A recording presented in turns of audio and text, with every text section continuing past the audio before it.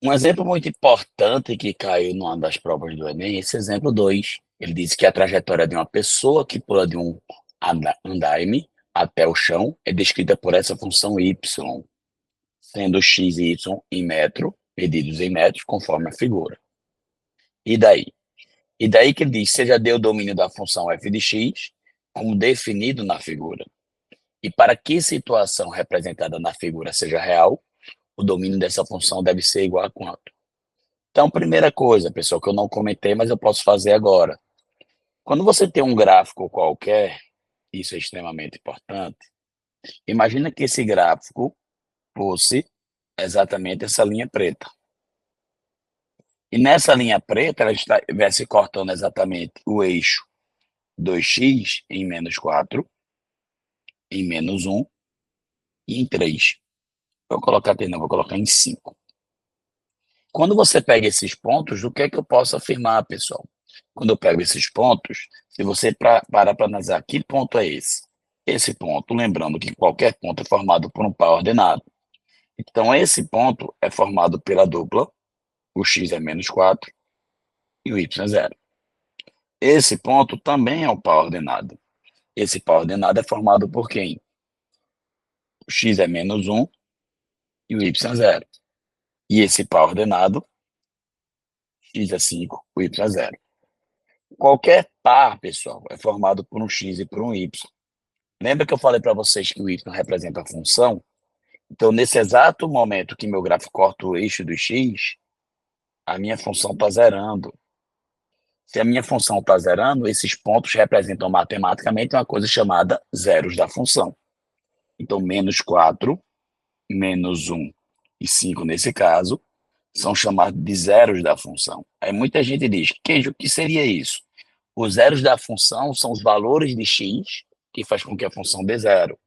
Você tem várias aplicações importantes. Uma das aplicações, por exemplo, quando você vai abrir um negócio, você precisa saber em muitas vezes o quê? Qual é o número, qual é o número de pratos que eu preciso justamente vender, por exemplo, imagina que seja um local de lanche. Quantos lanches eu preciso vender para que eu consiga pagar as contas, ou seja, para que o custo fique pelo menos zerado.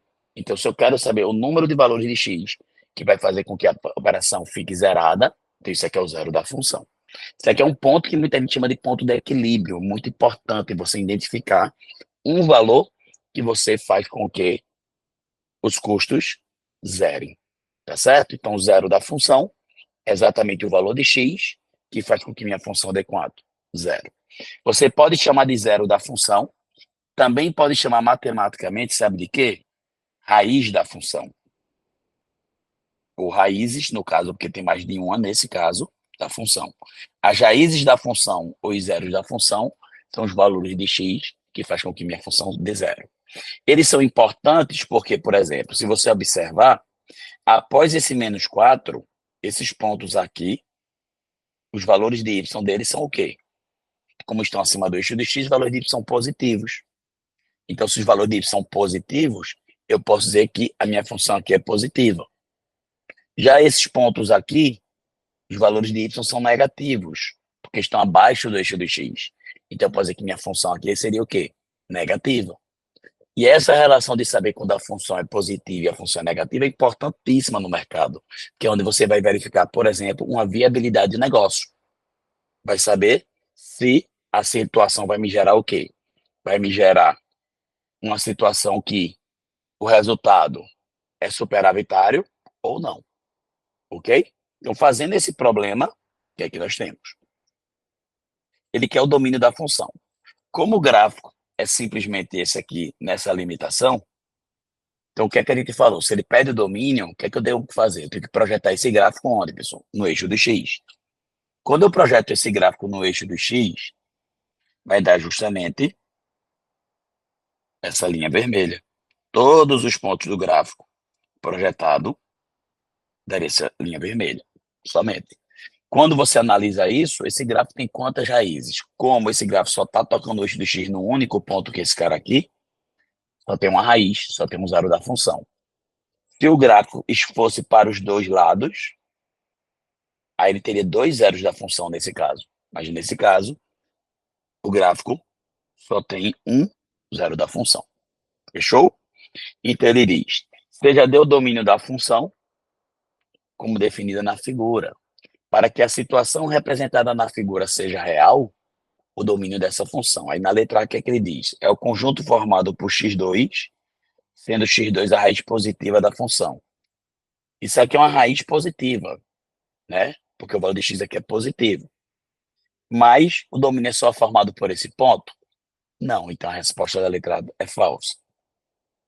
Letra B de Brasil. É o conjunto dos x pertencente aos reais, tal que x está entre 0 e x2, sendo x2 a raiz positiva. Então, o domínio são esses valores daqui para cá. E esses valores daqui para cá são os valores que estão entre quem? Entre 0 e essa raiz.